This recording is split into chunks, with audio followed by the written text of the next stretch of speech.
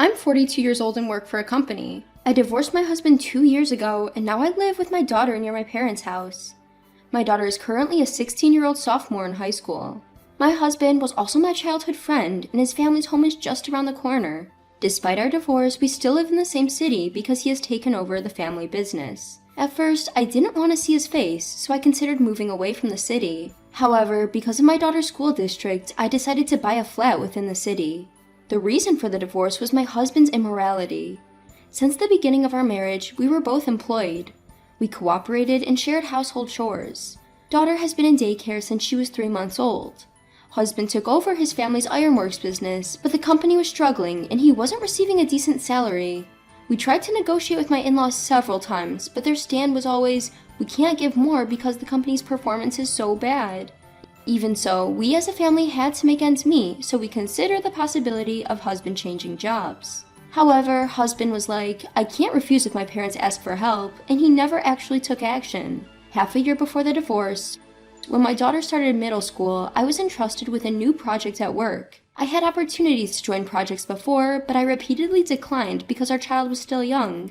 That being said, daughter was now in middle school. With the consent of my daughter and husband, I was able to take on the project. Doing so inevitably made it impossible to handle household chores as before. My work hours extended and even started to spill over into the next day. Amidst that, my daughter helped with household chores at my place and even cooked meals. My husband cooperated at first, but as soon as he saw an opportunity with my absence, he gradually stopped doing his household chores, let alone taking out the trash. Unaware of this, I was working my fingers to the bone every day. Then, 1 month before the divorce, daughter said she wanted to talk to me and asked me to make some time for her. Immediately that night, I made it home at my usual time. And yet, it's the time my husband usually comes home, but he's not here. When I ask my daughter, "Is Dad late today?" she replies, "It's always like this. He always comes home just before you do." I was stunned. I've been told by my husband that he's having dinner with our daughter every day. Since I always got home after 10 p.m., I've been relying on my husband for our daughter. Then my daughter begins to spill the beans. She tells me that my husband comes home drunk after 9 p.m. every night, that she's been the one preparing dinner, and that he's always carrying his smartphone, constantly making calls and sending emails. I was shocked as this was all news to me.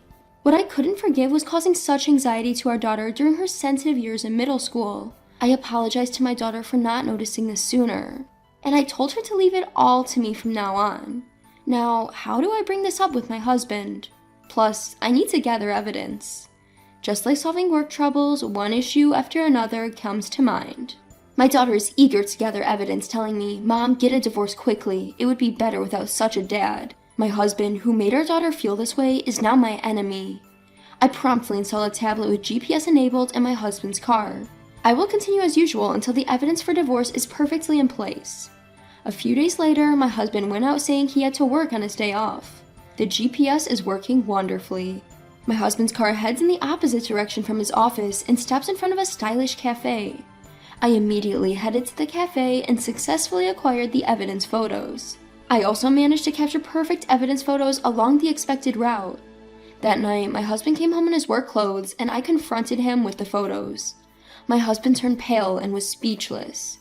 At that moment, I was surprisingly calm and I talked about what will happen from now on. How he's been dumping all the housework on our daughter. How he's been constantly on his phone, making calls and sending emails in front of our sensitive daughter. And what I saw during the day.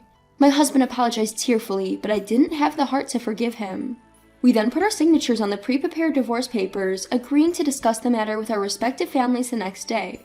When I broached the subject of divorce with our daughter, she agreed, provided I promised to secure custody. From there, things moved rapidly. My in-laws initially implored us to reconsider the divorce, but fell silent once they realized their son was to blame. Once the decision was made, things moved quickly.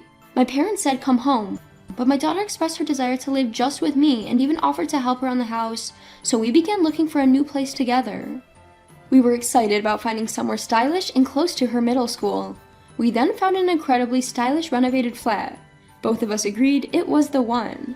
I decided to buy that second-hand flat. Fortunately, I have a steady job, so we could afford it with payments similar to a monthly rent. My husband moved back to his parents' house. Life with my daughter after that was truly enjoyable. I was delighted to see how much she had grown, becoming not just my child, but also a friend with whom I could share anything. Several months later, during one of our busy but happy days, I received a call from my parents' house. "Listen, your ex-husband and his mother just showed up. They say they have something to discuss with you but can't get in touch. What should we do? Should we send them away?" I was surprised, but decided to head over. I had blocked all forms of communication from my ex-husband, so the inability to reach me was my responsibility. It's a 5-minute drive to my parents' place, so I hurried right after receiving the call. When I arrived, my mother approached me with a wry smile. "I didn't expect him to come here with his mother. They seem distressed about something. Your father and I have no clue what's going on. We were surprised." I apologized and said, "I'll get them out of here as soon as possible," and walked into the house. In the living room, they were both seated politely. My father confirmed my presence and addressed them. "What brings you here? I can't imagine there's anything to discuss at this point." My ex-husband then spoke up. "I had lent $20,000 to your daughter. I'd like it to be paid back." I was confused and said, "What $20,000? I don't recall borrowing any such amount." My ex-husband looked upset and retorted, "What are you talking about? I lent you $20,000 for our wedding. Are you trying to defraud me?" When my ex-husband spoke out, my mother-in-law jumped right in. "A wedding is done for the bride, so that's a debt. It's beyond doubt." I was so astounded I couldn't even find words to respond. Ex-husband then added with increasing confidence, "If you can't make an immediate repayment of $20,000, remarry me. I'll write off the debt that way." Saying so, he pulled out a marriage certificate. That's when my usually mild-mannered father, red in the face, burst out. "Are you all nuts or what? Since when is the cost of a wedding a debt? I never heard such a ludicrous idea. Is it because you're broke and so desperate that your feeble brains are spinning? If you want to fight, we're more than ready. Bring it to court." With that, he tore the marriage certificate to shreds. I was shocked, but thanks to my father, I regained my composure. "The cost of the wedding is a debt, you say? Then I suppose I should claim 15 years of living expenses for the man who could barely earn a decent living, much less than a high schooler with a part-time job. That $20,000 won't even begin to cover it. Are you prepared for that? And remarry? Sorry, but I don't want to see your face again. Please remarry your affair partner." Upon hearing that, my ex-husband, tears welling in his eyes, said, "I lost contact with that woman shortly after. It was just a fling, so it's no big deal." My mother-in-law then chimed in. "I don't think it's my son's fault about the affair. There's some responsibility on the part of those who only worked and didn't care about their home." I could barely contain my laughter. "Come on now, it's clearly your son who's in the wrong here. He did have an affair after all. Neglecting his home and having an affair is on him. Are you sure you're okay in the head?" Ex-husband, looking quite uncomfortable, then said, "I want to start over, but I really need some money." Money, of course. I knew I was more financially stable than my ex-husband, and I knew about his spending habits. I sighed deeply. "I'm sorry, but I can't fulfill your request. This is not a bank or a payday loan service. If you're broke, you'll have to live frugally. Please leave." Then my mother-in-law said, "Then how about $10,000 or even $5,000 would do? Just lend us some money. Our business has been going downhill and we're really struggling." As I was about to refuse, my father chimed in.